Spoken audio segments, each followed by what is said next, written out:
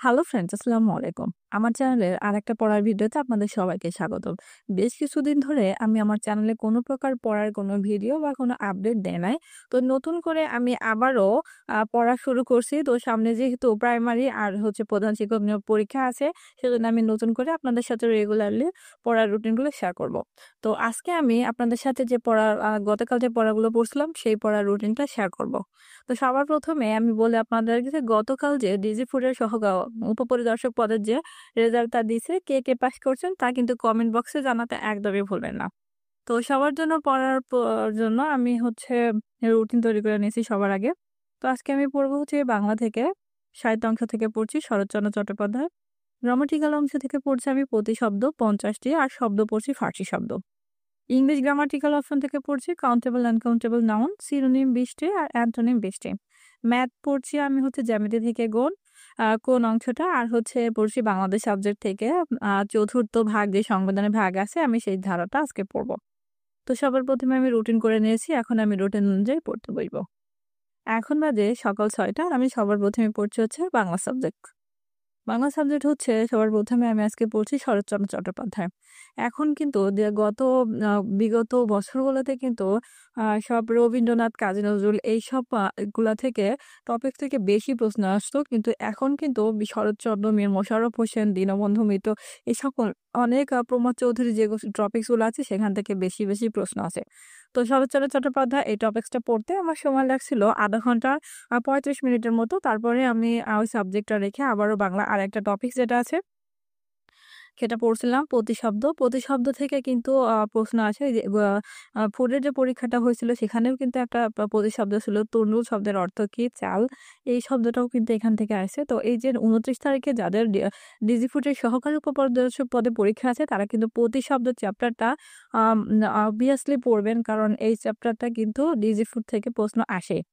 তো প্রতিশব্দগুলো পড়তে আমার সময় লাগছিল ০.৫ ঘন্টার মতো। তারপরে আমি রেখে প্রায় ৯ টার দিকে আবারও পড়তে বসছিলাম বাংলা টপিকস। বাংলা টপিকস আজকে ৯ টার সময় আমি পড়তে বসছিলাম হচ্ছে ফরাসি শব্দ।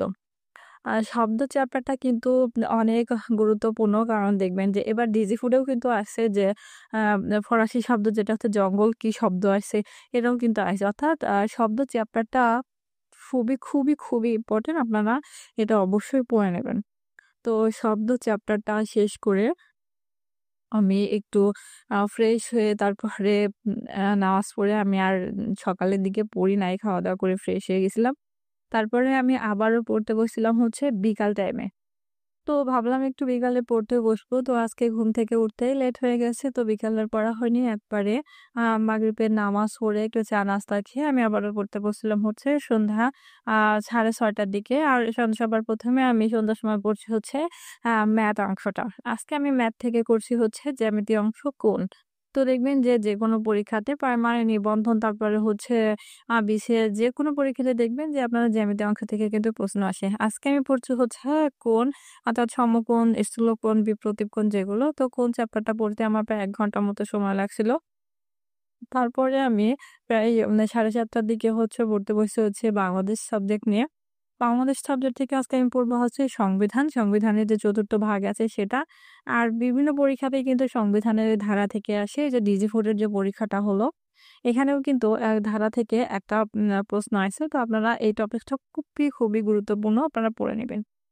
তো এটা পড়তে আমার প্রায় ১ ঘন্টার মতো সময় লাগছিল। তারপরে আমি ১০:৩০ টার দিকে পড়তে বসছিলাম আবারও ইংলিশ সাবজেক্ট। ইংলিশ সাবজেক্ট হচ্ছে থেকে পড়ছি আমি হচ্ছে আজকে আ কাউন্টেবল নাউন, আনকাউন্টেবল নাউন যেটা আছে সেটা।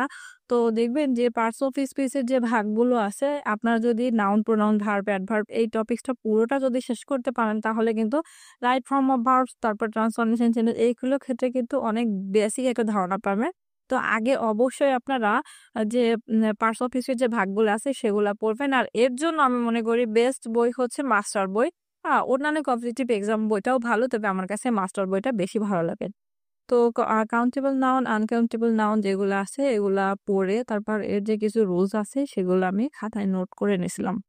তো কাউন্টেবল নাউন এর এই টপিকসটা পড়তে প্রায় ৪৫ মিনিট মতো লাগছিল। তারপরে আমি আবারও পড়তে বসছিলাম হচ্ছে মাস্টার বই থেকে অ্যান্টোনিম, সিনোনিম।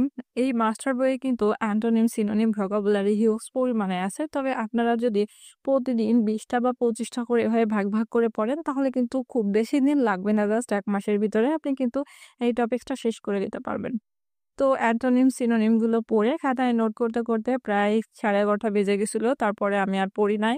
আমি একবারে পড়া শেষ করে তারপরে খাওয়া-দাওয়া করি। না হলে আমার প্রচন্ড ঘুম পেয়ে যায়।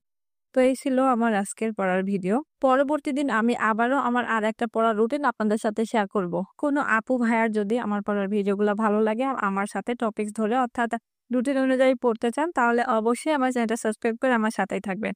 আজ এই পর্যন্ত সবাই ভালো থাকবেন, সুস্থ থাকবেন। আল্লাহ হাফেজ আর আমার জন্য দোয়া করবেন। আসসালামু আলাইকুম।